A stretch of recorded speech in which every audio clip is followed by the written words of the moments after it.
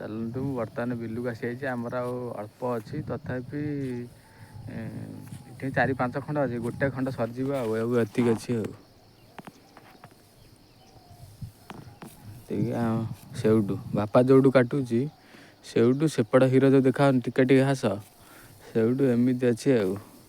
ଆଜି ସରେଇବାକୁ ଚେଷ୍ଟା କରିବା ଆଉ।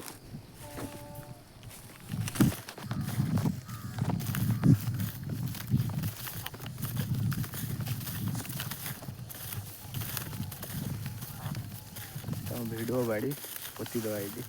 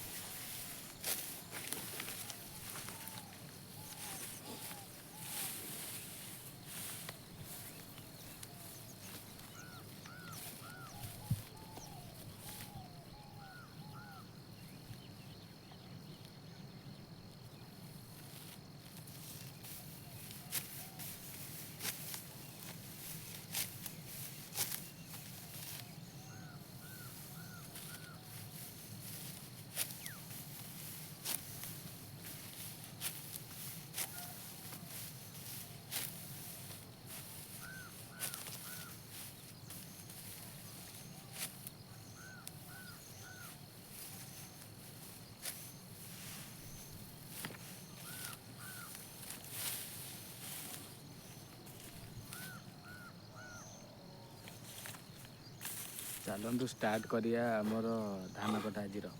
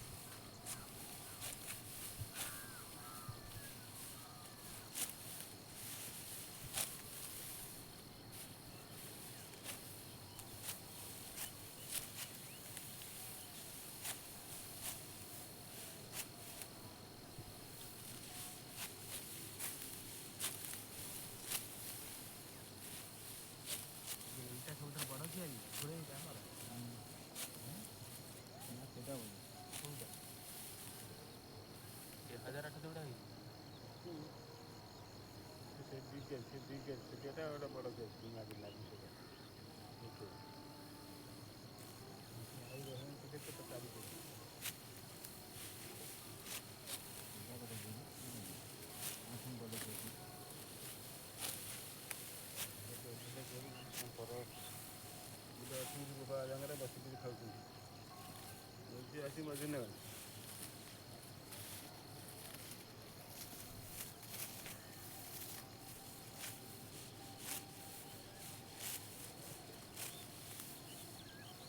ପୂଜା ସେ 2 କେଜି ଜାଣିଲେ ହବୁରା ଭାଇଜା ଖାଇଛି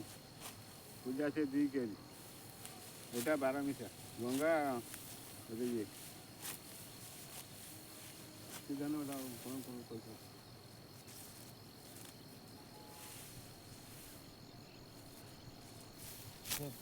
ପୂଜା 2 କେଜି ସେ 2 କେଜି ଛିଡ଼ା ହେଇଛି ପୂଜା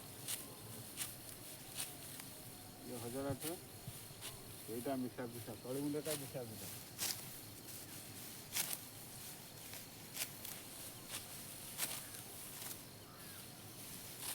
ସର ବାହାରିକା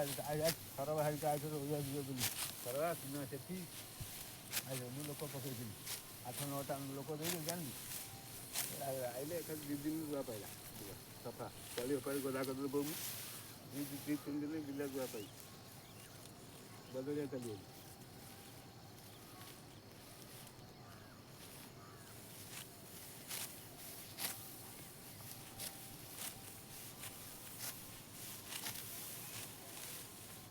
ସର ତୁମେ ସେଠି ବୁଲଲି ଜାଣିଲୁ 3 ଜଣ ଆଇଲେ ଏକାଠି ଧରିଲେ ପାଇଛି 3 ଜଣ ଆମେ 2 ଜଣ 5 ଜଣ ହେଲୁ ଏକାଠି ବିଲ ରୁଆ ପାଇଲା 2-3 ଦିନ ସଫା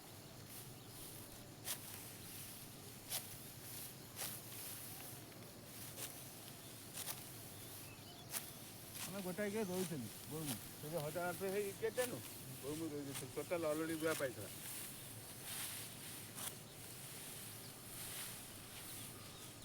ଆସ୍ତେ ଆସ୍ତେ ତଳିକି ଆଣିକି ବିକିରଠୁ ଦେଇଲି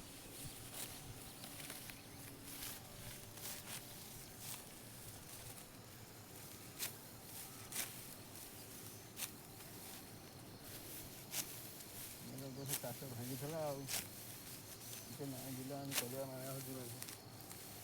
ଚାଷ ଛାଡ଼ିବାନି ଚାଷ କାହିଁ ଭାଙ୍ଗିବ 5 ମିନିଟ୍ 10 ମିନିଟ୍ କରିବ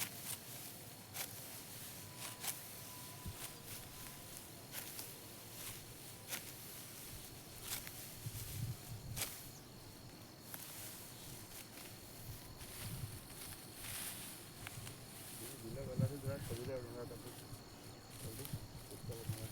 ଏକାଠି ଚାଷ